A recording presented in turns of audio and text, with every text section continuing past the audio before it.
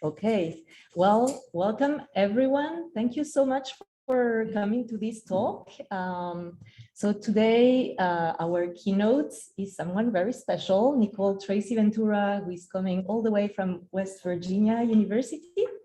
So Nicole Tracy-Ventura is an associate professor at West Virginia University, whose research focuses on second language acquisition, study abroad, and corpus linguistics, among other things. She's one of the founding members of the Languages and Social Networks Abroad project, better known as LANGSNAP. This project follows students of Spanish and French as they develop their language skills before, during, and after study abroad experiences. And as she will tell you, they've been fantastic at actually following them for many, many years, which is really unique. So, and we are lucky enough that also most of the LANGSNAP's corpus is actually available. So they've shared that with everyone. So you are welcome to use it. And even though corpora have been a central piece of her research, Nicole has also repeatedly advocated for the combination of corpora with more experimental tasks, showing how these different methodologies do not need to be in competition, but rather can complement each other. And very recently, she co-edited the Routledge Handbook of SLA and Corpora in collaboration with Magali Paco. And she is currently co-editing with me and Barbara de Kock a special issue for the Journal of Spanish Language Teaching on Spanish corpora and language teaching that's going to be coming in December or so.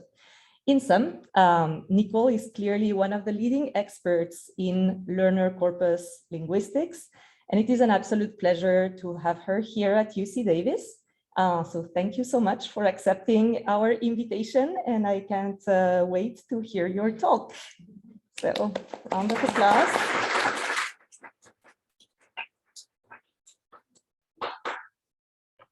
Thanks so much. Delighted to be here. And I just wanted to say first, thank you to everybody who's done all the work. I know it's a lot of work to organize a conference from the very beginning.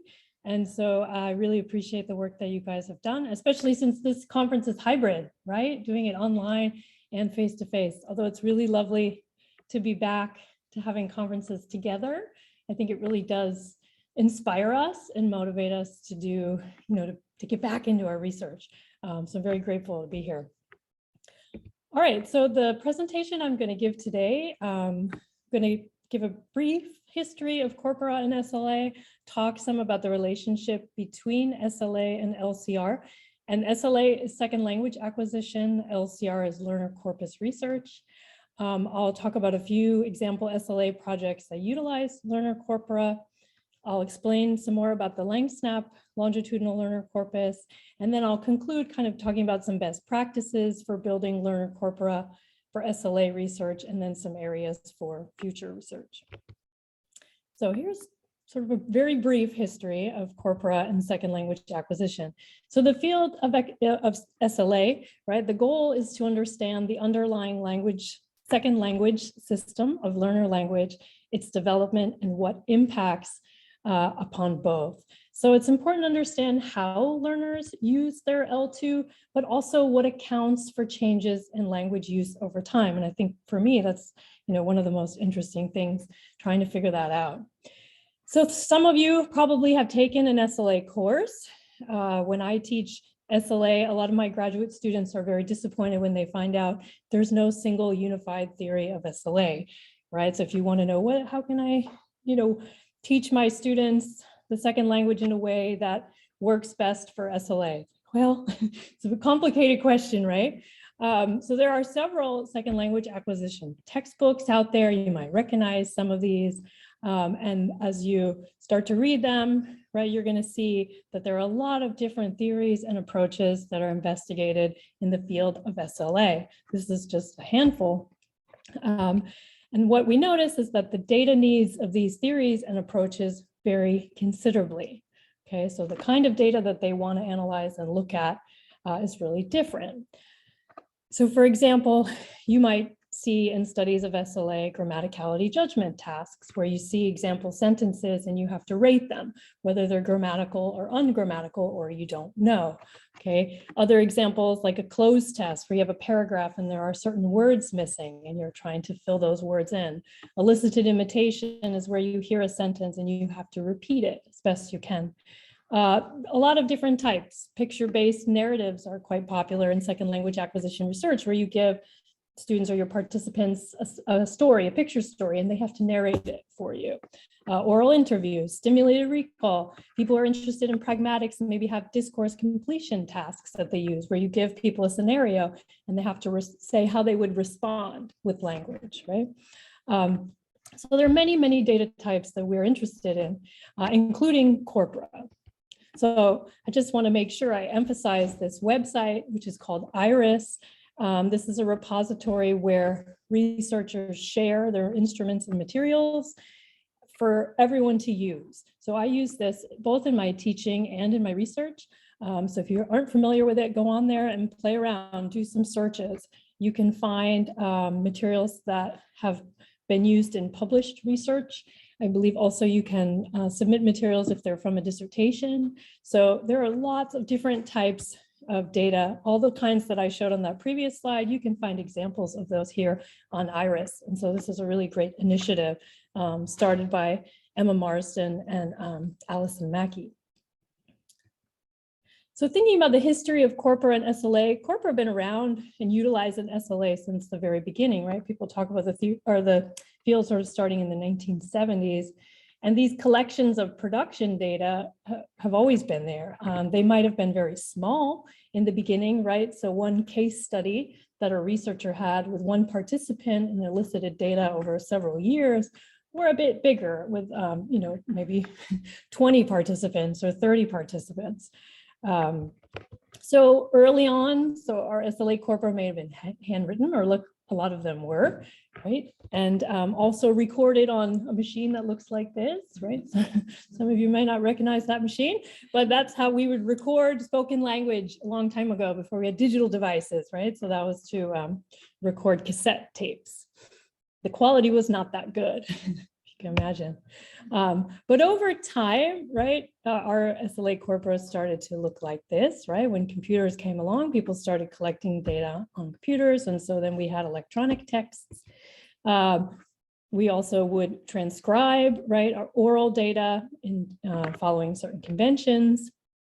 However, SLA research was still primarily analyzed by hand. Okay, so even if you had an electronic document, people were still doing their analyses, right, with color coding pens like that picture shows. Also, researchers rarely shared their data, right? It took a lot of time to compile this data, especially if you were transcribing in a way that was very detailed, right? You wanted it really to take advantage of that data yourself. So this is quite different than what was happening in the field of corpus linguistics, right? This, at sort of the same time that SLA was evolving, so was corpus linguistics. So corpus linguistics is an approach to the study of language that uses computers to analyze large amounts of data, both written and spoken, which we call corpora, and the singular is corpus. So a corpus can be categorized as a collection of machine-readable, authentic texts, which include transcriptions of spoken data, which is sampled to be representative of a particular language or a language variety. So there's been several large-scale corpora that were built and shared with the research community. So these are some of the earliest corpora, and we can also nowadays, there are corpora that contain billions of words that you can find on Mark Davies' website, like the Corpus of Contemporary American English, COCA, which a lot of people use in classes as well. So one of these corpora that I'm going to talk about is the last one there, the International Corpus of English. And so this began in 1990, and the goal was a comparative study of English worldwide. So each one of these corpora consists of about 1 million words of spoken and written language, and they followed a common corpus design, and this allowed for a comparison of different varieties of English. Okay, so when they all followed the same corpus design, then you could compare, right, writing across the different varieties or speech. So To add to that, Sylviane Granger and her team of researchers at the Université Catholique de Louvain, they wanted to add a variety of foreign or second language English to the ICE, the International Corpus of English corpus. And so this was the first large learner corpus that was shared with the research community. So other researchers could purchase it, and then they could conduct their own research. And this really was the beginning of this field of learner corpus research. Right, it really began to flourish from this point. So learner corpus research is an offshoot of corpus linguistics. And so they share a lot of common features. And as I'll show you here, the definition of a learner corpus used in LCR is quite similar to the one that I showed previously with corpus linguistics. So it's a collection of machine readable texts consisting in representative samples of the language written and or spoken by learners of an additional language. So you can see here, there are several key features of learner corpora in LCR. And one of the main ideas is that language is as authentic as possible or near natural. Okay, this is really different from the data types that we typically have in SLA, where we're kind of experimentally eliciting language. So the idea in learner corpora from an LCR perspective is that it's naturally occurring.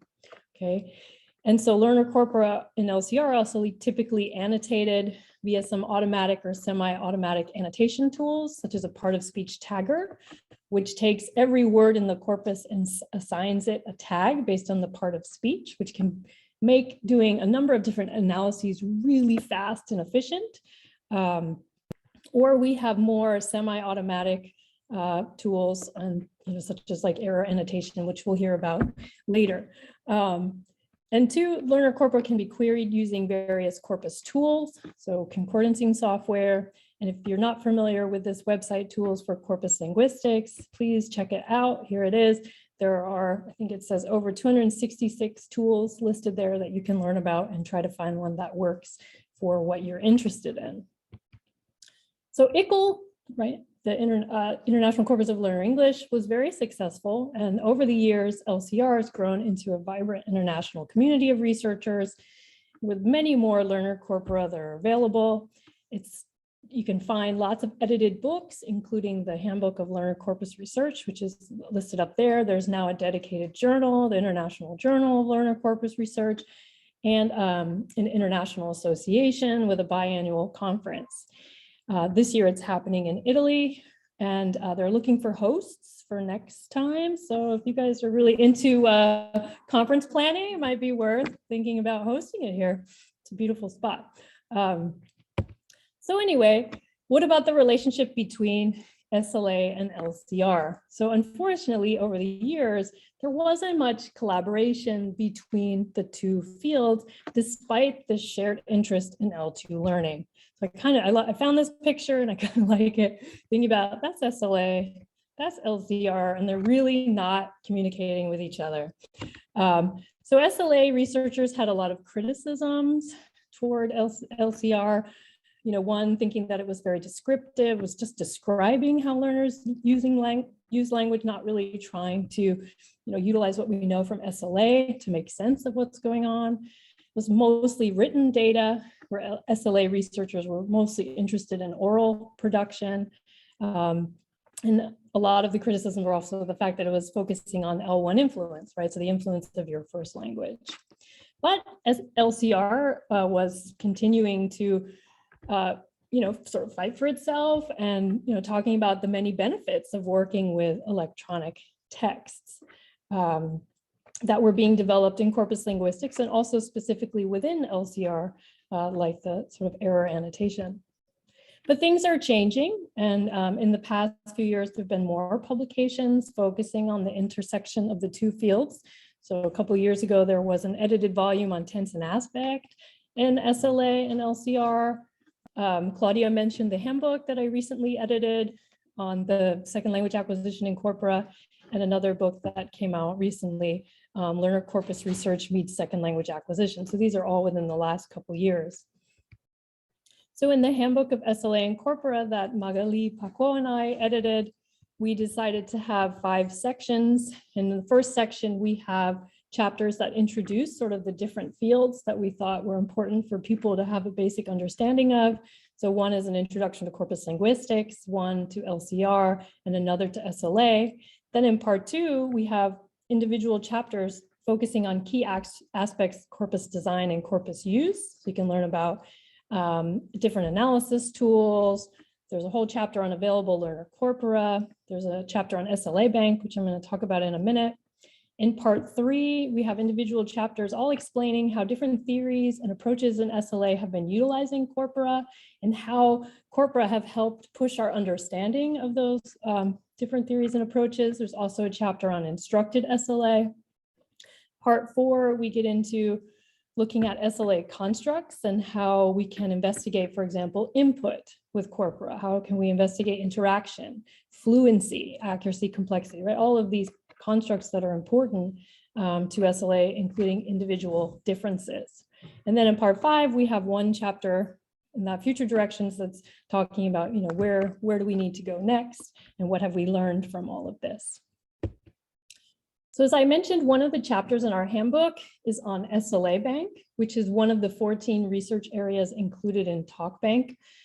So TalkBank is well known for contributing to the study of first language acquisition. So here on this child language bank, you have Childis, which some of you might be familiar with. It was started over, I think, 30 years ago and includes primarily corpora of naturalistic conversations between children and their caregivers.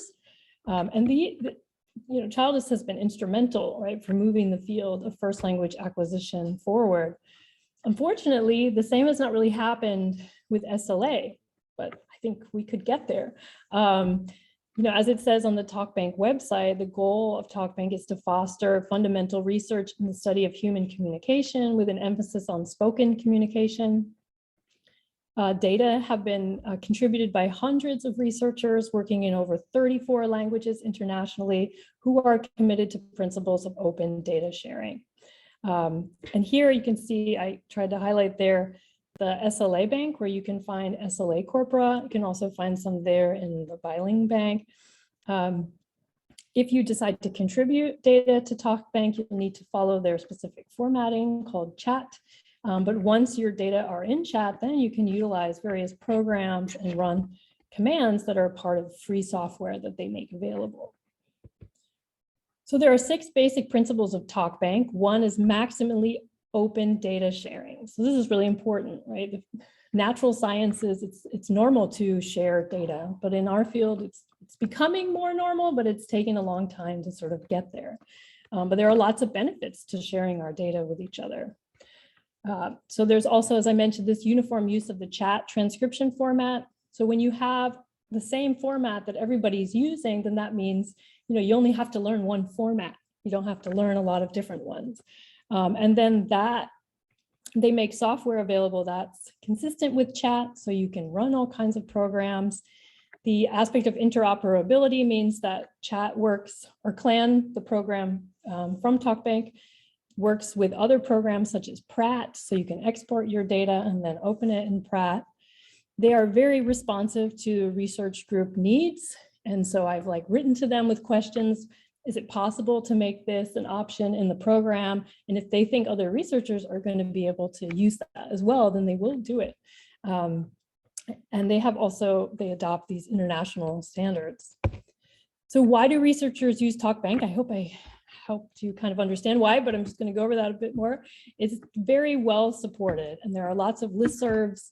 People are very active, so you can post a question in there, and usually within an hour you have a response from either Brian McWhinney or another researcher who is using, who's very knowledgeable. There's lots of international standing, thousands of published studies. It's very flexible, so it's not language specific. A lot of corpus programs are language specific, and this is meant not to be. And another really cool aspect, I think, is it can handle bilingual corpora. So if you have a text with people code switching something, it can handle that, which is great. It's very powerful, has over 95 commands. It has morphosyntactic taggers in 11 languages, and there's always new tools in the works.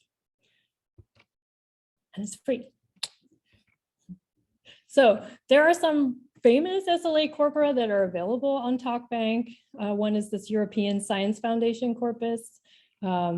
This was early on, and I think when they collected data, the publication there from 1993. And this is data from 40 adult immigrant workers. This is naturalistic language learning, which is great because so much of what we study is from instructed learners.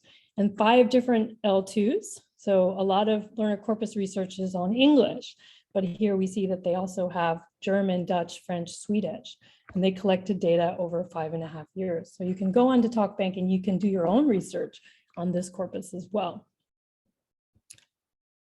Some other well-known SLA corpora that are available are the various projects led by Rosamund Mitchell and Florence Miles and their teams, one being the French Learner Language Oral Corpora Project and the Spanish Learner Language Oral Corpora Project. And these include some longitudinal studies, also cross-sectional with beginners, intermediates, and advanced. And as the name says, they're oral corpora, right? So this is quite different. As I said, a lot of LCR, the learner's corpus research has been written. So now we have an emphasis here too on oral language. If you go to SLA Bank, you can search by the language. And so here I have a screenshot where I search for Spanish, and you can see these are the Spanish corpora that are there. One, I think, really cool thing about TalkBank is that the audio is often there to along with the transcripts. And so you can link the audio to the transcript. So what that means is you can open a transcript and any line you click on, it's just going to play that line, which is really nice. Maybe you're interested in something to do with pronunciation. So you don't have to go through and listen and wait for that line. And what that also allows you to do is some more automatic analysis on like oral fluency once that audio is linked to the transcript. So all of these corpora can be downloaded onto your own computers. You can use CLAN to analyze them, or you can utilize your own programs too if you write them in R or something. And as I mentioned before, another huge benefit of working with corpora, like with your data in chat, is that there's lots of researchers out there who can help you if you get stuck and have a question. Okay, quickly, just one new feature on TalkBank is this TalkBank DB. And it's fairly new, and I'm still like, I haven't played around with it a whole bunch, but I like where they're going in that you can do a bunch of analyses right on the website. So a lot of interfaces you'll see with corpora, you can do those analyses on the web. And so this is where they're going as well. And so here I was able to do an n-gram analysis. So I put in like 4-word n-gram, and then it gave me the results for the LANGSNAP corpus, which I'm going to talk about next. So there are a few other commands that you can do here in TalkBank DB. So you can do that with any of the corpora that are available on TalkBank. All right, so the project that we've been working on, the Languages and Social Networks Abroad project, is one of the corpora that's available on TalkBank. And this is a longitudinal learner corpus, and we started in 2011. And these are the project team members. And also, since we started so long ago, we've had several research assistants who've helped us a lot, particularly in transcribing oral data, which is very time consuming. And when you follow chat conventions, you have to learn and memorize. So you have to be very detail oriented. So we're very grateful to the work that they've done too. So it's, as I mentioned, it's a longitudinal study, and we are looking at the L2 learning of French and Spanish. So L2 means second language.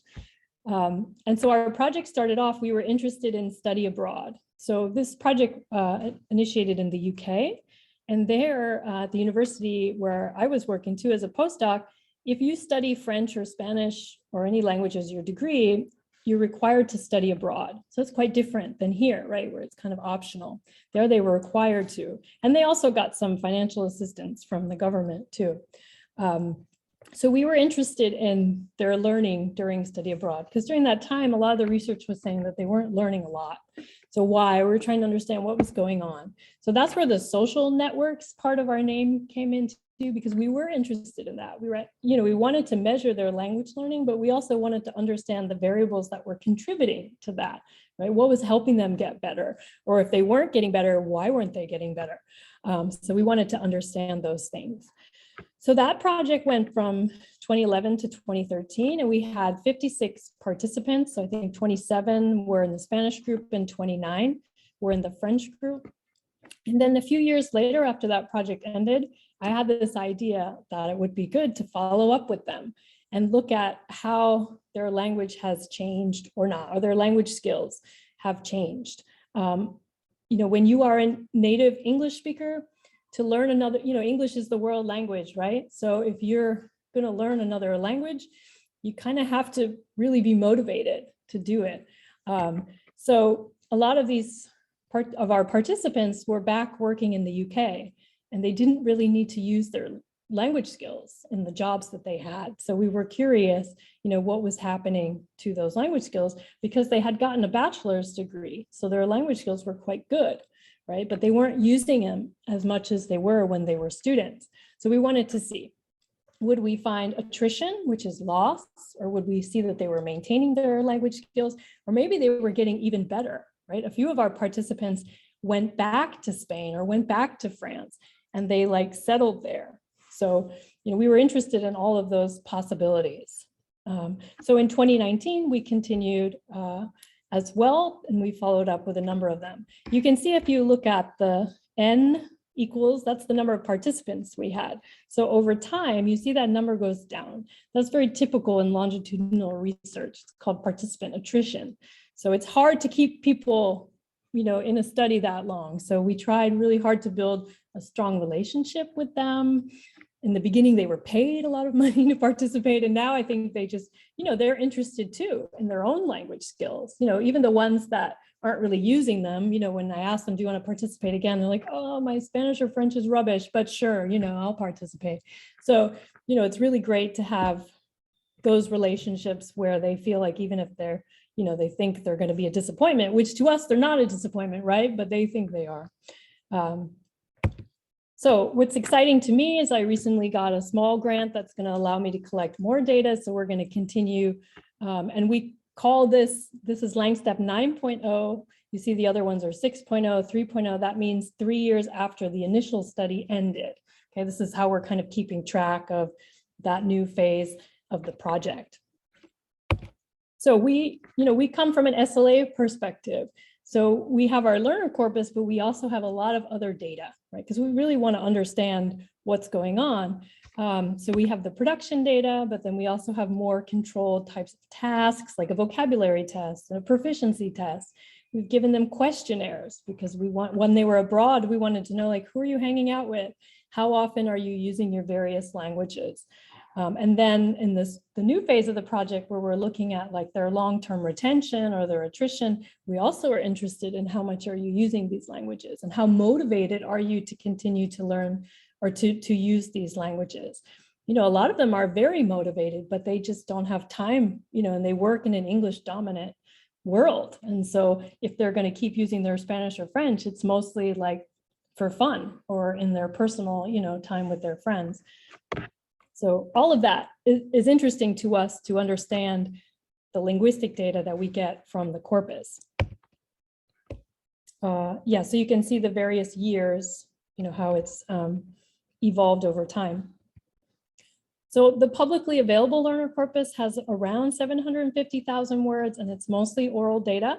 We also have some data from L1 Spanish and French speakers who are doing the same task. So we can also compare our students, our learners to them. We have an oral picture-based narrative, which is a typical sort of SLA data elicitation type, where you show them the pictures and they have to narrate the story. We have an oral interview that's semi-structured, and we use this interview for two purposes. One was to get qualitative information about their lives, right? So you ask them lots of questions. What are you, what's your life like now? What plans do you have for the future, right? And it also allowed us to ask questions that would elicit different types of language, right? Different grammar features, right? The future, past, present, the subjunctive, right? The past subjunctive. So we very thinking about that too when we were designing the questions. And then because they were instructed learners, right, they have degrees in French and Spanish, we also thought it was important to kind of have it an example of academic writing. So we had them do a written argumentative essay.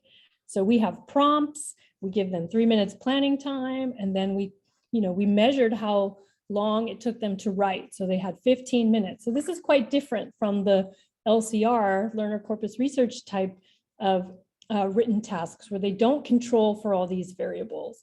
But because we were interested in things like writing fluency, we wanted to know how quickly can they write, right? And so by measuring the time, we can do that calculation. So what did we find out? Just briefly mention some of the findings. So in the first phase of the project, when we were looking at study abroad, we found lots of improvement. We found improvement in accuracy, which previous research hadn't found much improvement in accuracy. Like previous research, we found a lot of improvement in fluency, both oral and written, oral proficiency, and also their receptive and productive vocabulary use. So we found in general, they learned a lot. I can't remember if I mentioned, but our participants were abroad for a whole year. And I really think a year is so important. So many people go for a summer, which I think is a great, if you're not comfortable, go for a summer, see what it's like, and then, push yourself to go longer. A semester is great too, but then at the end of the semester, you're just kind of getting comfortable, right? So if you go for a whole year, that second half of the year is just pure joy, right? So encourage people to go for as long as they can.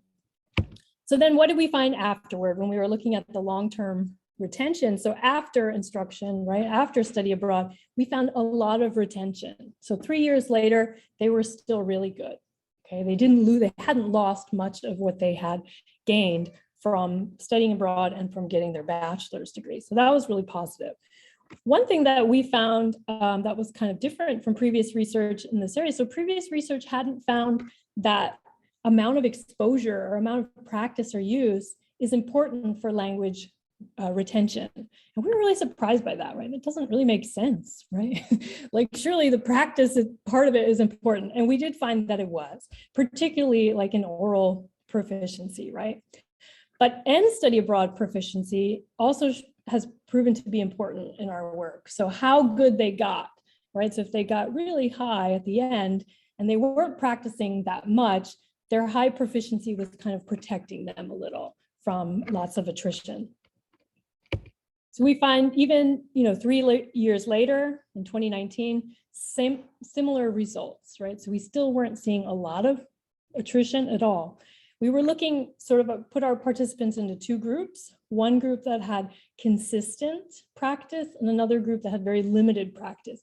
And we're just starting to see differences between the 2 groups. So that's one reason we thought continuing the project would be really important, because maybe we're going to see them start to become even more different in their abilities. So the group that's not having a lot of practice or use with the second language are going to continue to decrease, whereas the other ones will stay the same or keep getting better.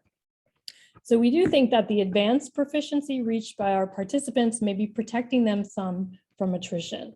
So what we're very curious about is people who stop much lower, right? So like students at the universities in the US who are often required to take 2 years or 1 year of a foreign language, what happens to them? What happens to their language skills after they finish?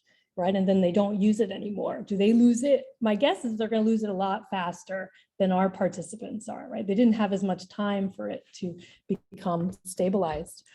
So these are questions that we are starting to think about exploring in the future. So our corpus is publicly available, and we're planning to make a lot of our other data publicly available as well very soon. So if you're interested in French or Spanish learning, there are lots of questions that can be explored. For example, we haven't looked at many different grammatical features. So you could look at prepositions, phrasal verbs, subjunctive, collocation. I mean, there's so much, like during study abroad, what changes and what develops, and how much does their amount of use affect these results, okay? And then for the second phase of the project, where we're looking at retention and attrition, again, related to like grammatical features, what aspects of the L2 show signs of attrition first, right? In Spanish, the subjunctive is notoriously difficult for us native English speakers. And so, if they got good at the subjunctive by the end of their degree, but it took them a long time to get there, are they going to lose that quickly compared to some other grammatical features or subject-verb agreement? I mean, there's so many things to look at. There are other researchers who are using our corpus. Amanda Edmonds and Ernest Gudmestad, for example, have been using it, and they looked at grammatical gender too. So, there's lots of possibilities beyond the work that we've been doing. Related to vocabulary, you could also look at what vocabulary gets retained the longest, comparing like high frequency words from low frequency words. All right, so now that I've talked about some of the SLA projects and our own project, I wanted to give a few ideas for best practices if you're building learner corpora for SLA research.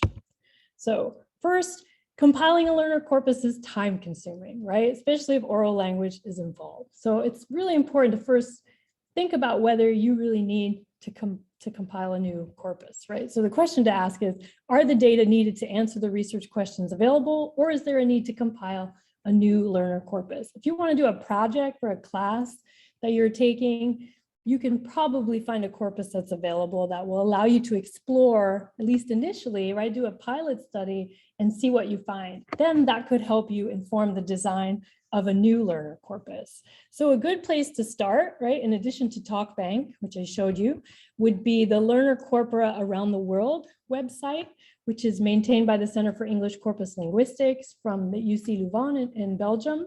This provides a list of almost 200 learner corpora. And there's lots of details about each one, different L2s, right, whether they're publicly available, the tasks, types that are available, and proficiency level, lots of different details about them. But if then you decide, yes, I need to build a learner corpus, here are some things to think about. From an SLA perspective, right? What theory or approach of SLA is informing your study? What are you interested in trying to explain? Right? What kind of text do you need? Are you investigating specific grammatical or lexical features, which we're talking about the internal criteria of the text, or are you investigating a specific text type, more external criteria? Maybe you're going to want a combination of different text types, including oral and written tasks, right? Which might be the best option. That's what we decided for the LANGSNAP project. We wanted to have oral interviews and oral narrative and writing. We wanted to be able to use them together to help us understand the language skills of our participants. We also need to think about what kind of metadata is important to collect. So in metadata, we're talking about often characteristics of our participants, right? So their first language, age, their second language proficiency, country of origin, amount of previous instruction. So there are a lot of different variables that you could study. And so thinking about that ahead of time, right? Or adjusting later if you're doing a longitudinal study, but taking the time to really think about that. You might have the variables that are important for your project, but also thinking if you're going to share your corpus, what might other researchers want to know, right? Because at that early stage is when you want to do the best you can at designing your project so that you make sure you have that. And then also thinking about what additional sources of data would be beneficial to include. Right? Maybe L1 comparison data. So having L1 or native speakers doing the same tasks. Might you want to include a questionnaire? Some people are interested in motivation. It doesn't take long for your participants to do a motivation questionnaire. So it might be worth, adding that type of information.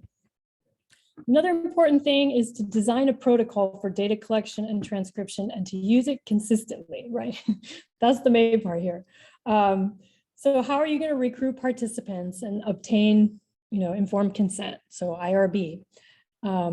You want to have instructions, especially if you have multiple people helping you collect the data. You want to have instructions that each of those people can follow, right? So that all the participants will receive the same instructions. Okay, you need to think about the order of tasks if you have multiple tasks. Sometimes there's the task influence if you have them do a certain task first. So are you going to randomize it or have, but thinking about that, coming up with a plan ahead of time. If you have transcribers, you need a training document. with the transcription conventions that they're going to be using. You might have to spend several weeks training them, like the chat transcription conventions that we use. There is a bit of a learning curve, but once you get it, then that just opens up lots of possibilities. So it is worth the time investment, I think. But also, like, chat has a whole manual online. That would be a bit overwhelming. If you have assistants helping you transcribe, you don't want to give them the whole chat manual. You want to go through the manual and pick out what's the most important for your data, because it's too overwhelming. It's like several hundred pages, I think. Next, you need to think about whether your learner corpus should be annotated and what other analysis support you may need. I mentioned briefly automatic annotation tools like a part of speech tagger. For languages that have been investigated a lot, there are parts of speech taggers, but it might not, depending on the language you're studying, maybe one doesn't exist. You also need to think about how well they work for learner language, because most of those taggers were designed based on native speaker or writing, or something. So they don't work as well. They're less accurate for learners. And then thinking about manual annotation tools, like, are you going to want to mark errors, right? There are several options for how you're going to do that, right? So you want to think about that. Okay. And then consider sharing your corpus and other data with the research community. If you're going to do that, then you need to make sure that your participants give consent for this, and you have to make sure that you anonymize all personal information, which isn't hard. I mean, even though we share oral data, we just have a little beep in the audio file when they say like their friend's name or something, or in the transcripts you change the person's name to just name or something like that, right? It does take a little extra time, but it's not difficult to do. And you want to document everything really well, because you're sharing with other people, right? And they have to be able to understand why you made the decisions that you made. All right, so I'll just conclude then to highlight a few areas for future research, future SLA research with corpora. So thinking about the need to expand the learners and the users that we focus on. So a lot of the research has been on learners of English, right? But also English native speakers learning other languages. So we need a lot of other language pairings. There have been so many studies that we can use as like nice guides, right? And we can replicate those studies with different language pairings, which would be great. What's happening here at Davis with the heritage language learners, the corpus, that's really great. We need a lot more research with heritage language learners, and also beginners, young learners, older adults, right? Most of the research focuses on college age kids, right? 18 to 22, because they're easy to access, right? But it would be great to have, cross the age range there. Naturalistic learners too. There's very few corpora that look at naturalistic learners, but they're a great, very interesting bunch as well.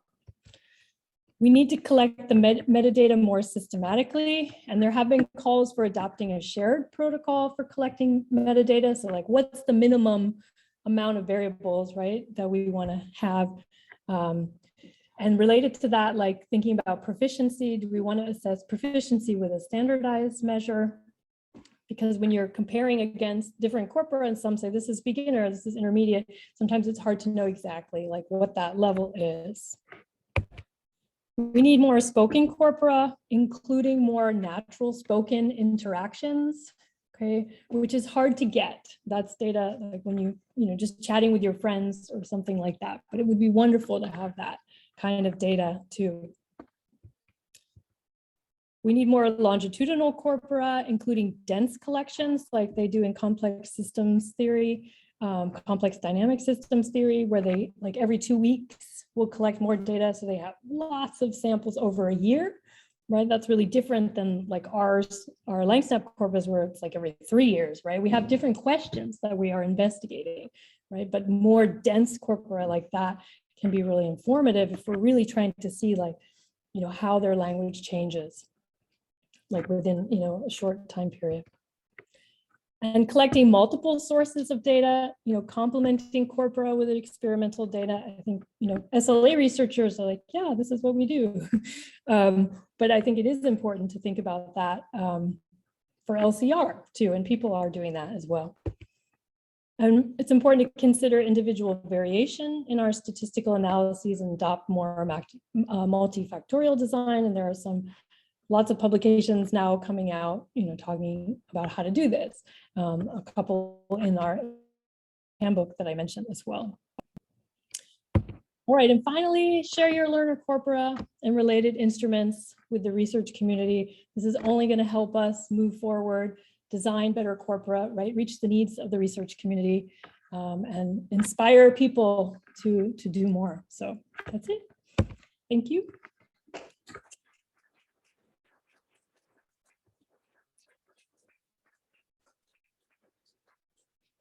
Thank you so much, Nicole.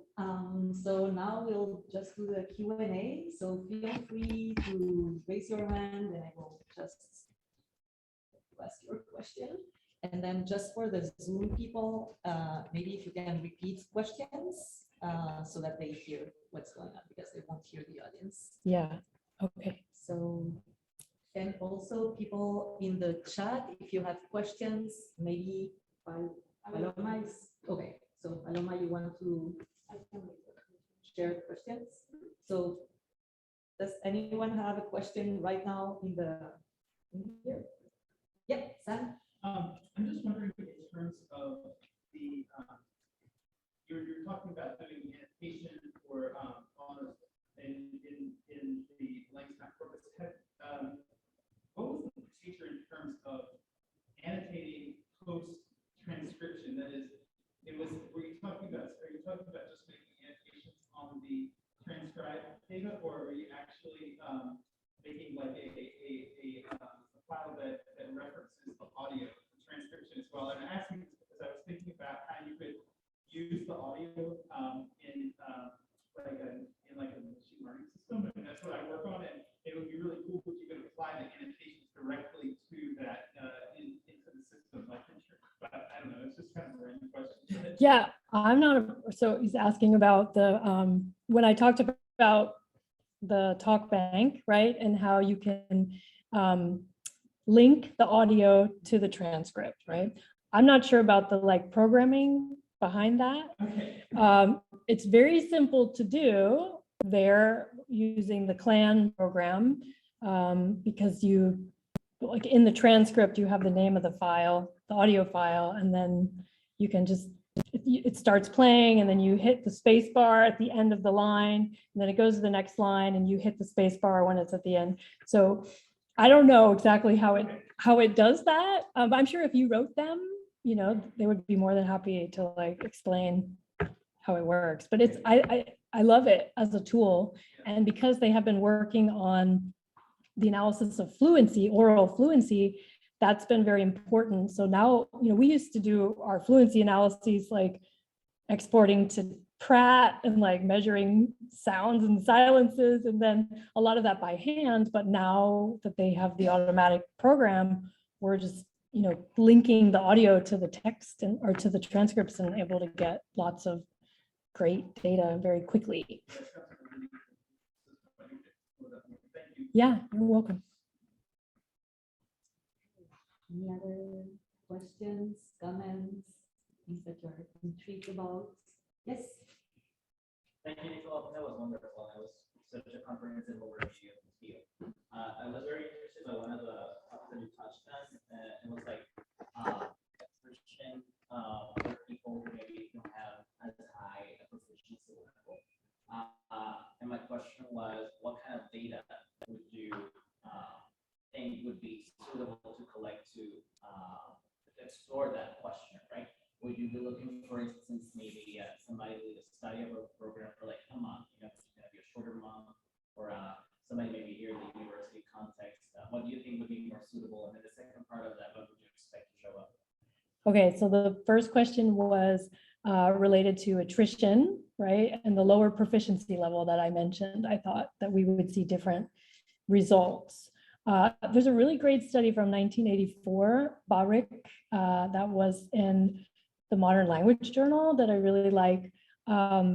He had 700 participants, and it was all just a closed test, I think, and other very controlled tests.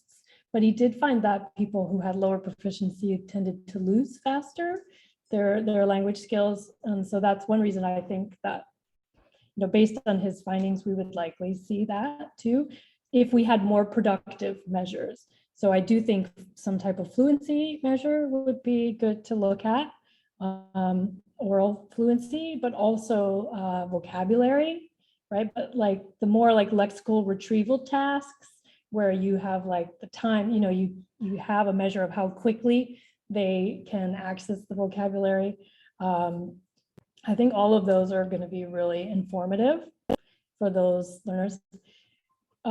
With study abroad, like in a month, and that the short-term study abroad, we don't typically see lots of language gains within a month. I think that, some of the gains there are mostly like related to motivation. You come back and then you want to keep learning Spanish or French or Japanese or whatever it is. But there's got to be like some things that we're just not able to measure at this point, or nobody has measured. But I think there have been some studies showing some gains within 4 weeks or something like that. Did I answer both your questions? Yeah. Okay. I think it's a super interesting question, and we're gonna, I think, move there too from looking. I mean, our advanced participants are very interesting too, but what I want to think about is, I don't want people to lose their language skills, right? I want to have research that says, look, all you got to do is like practice it here or there, and you won't lose it so much, right? It's an important skill to have. Yeah. Could you explain a little bit about the naturalistic learners that you touched on, and perhaps ways that we could include some of their methods of learning into SLA classrooms? Yeah, naturalistic learners.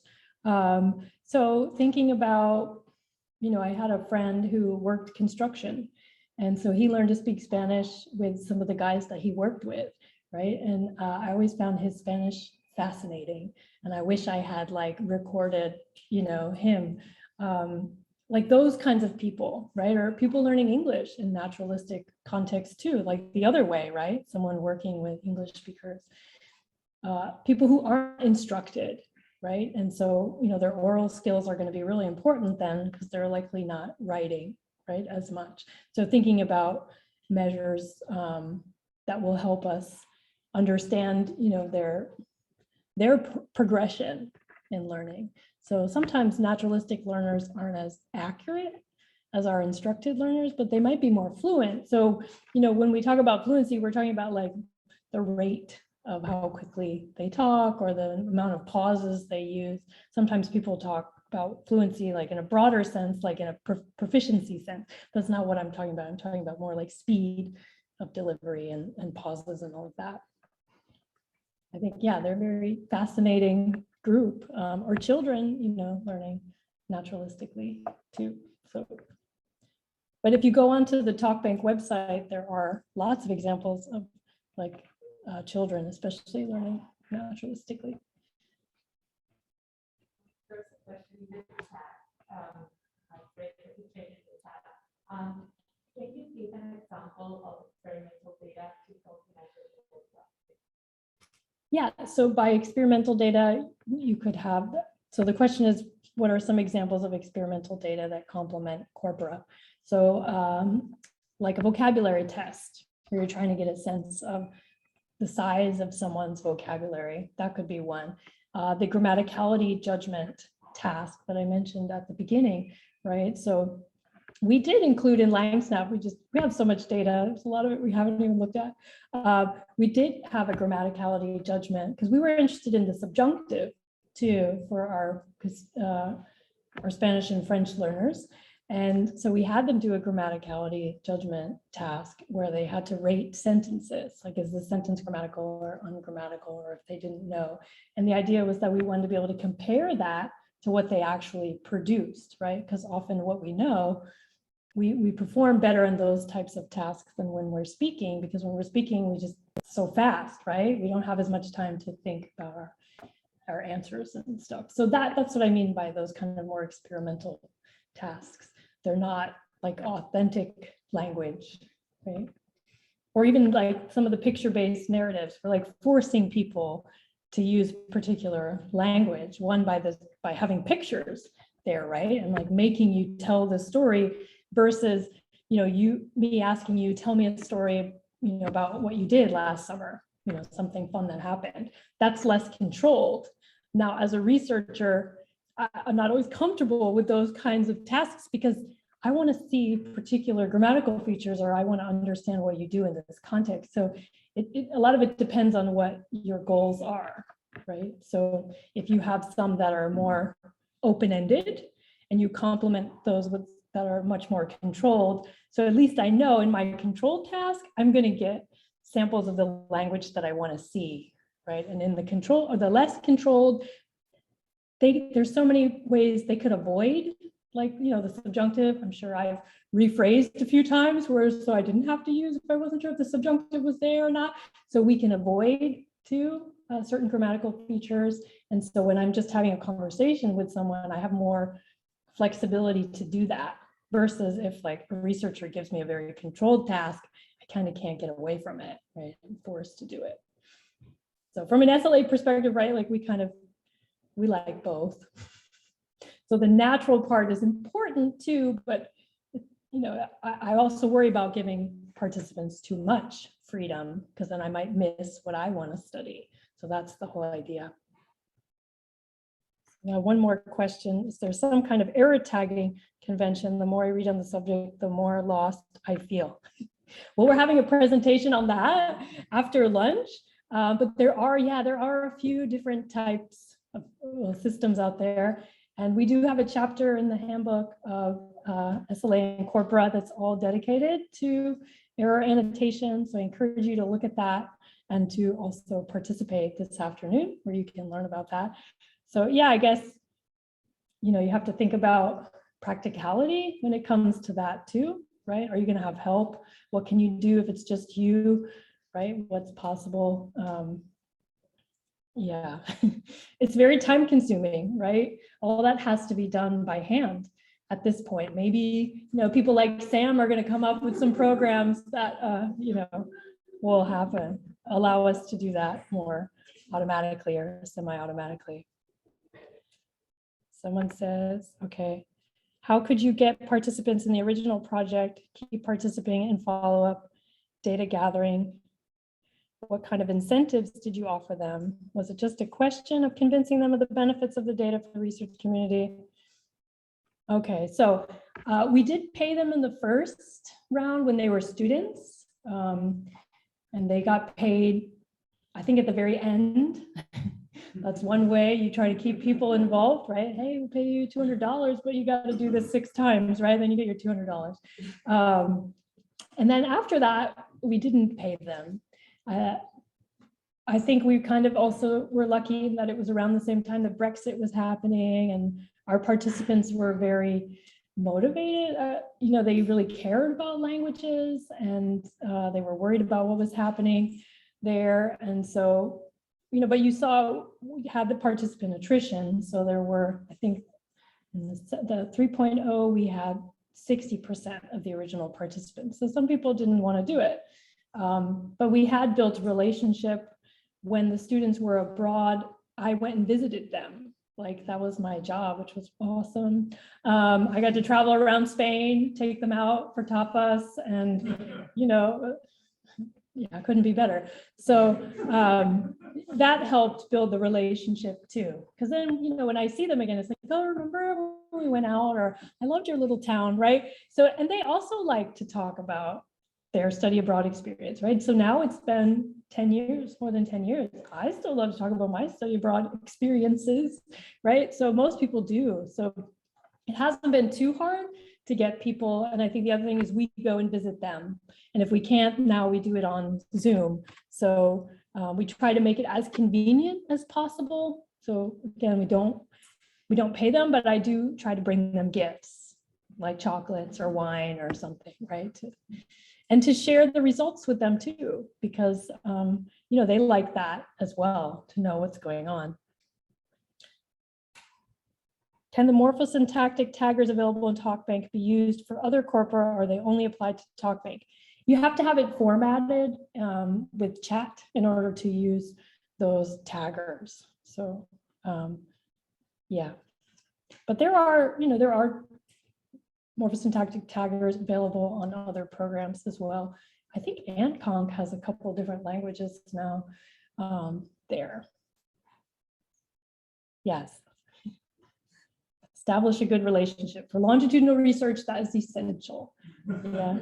And in SLA, because we tend to work with small sample sizes, right? And so for me, I love that, building a relationship with my participants, because it helps me understand them more. But from an LCR perspective, you often have hundreds or thousands of participants. It's impossible to know them, right? That's why the metadata too is really important to explore some of those topics related to the different variables. Well, any other questions? Anyone else? Yes. Thank you for the presentation. It was very interesting, and you mentioned like the study of morphosyntactic and some phenotypic features, but I'm interested about, is there an interest for studying the phonological features with the corpus, or is something that, because I felt like for a study abroad corpus, like that's especially features. Excuse me. Yeah, so the question was about like phonological features. Do people study that in corporate? And they do. Yeah, and not as often, right? Again, I think people typically from that field are looking, elicit like sample, like sentences, right? To make sure they get the sounds that they want. But I did have a grad student a few years ago who used the LANGSNAP data to look at that. And what's really cool too, I think, is because we had participants who went to Spain and some who went to Mexico, and you can really hear the accents, right? That they picked up the accents of the location that they were in. And I think that would be a nice comparative study too. And she did look at some phonological features related to that. So again, you don't have as much control, right? You have to hope that the tasks of the interview gave them enough opportunities to produce the sounds that you were interested in. But people certainly do.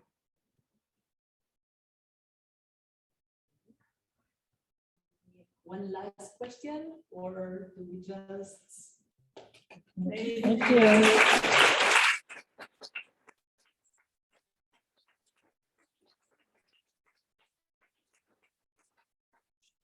Thank you so much. And I think now we have some food, so let's proceed.